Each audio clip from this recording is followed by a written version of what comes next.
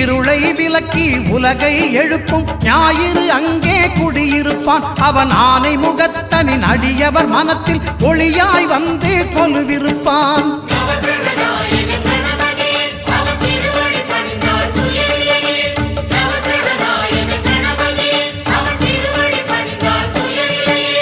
ஒன்பது கோளும் ஒன்றாய் காண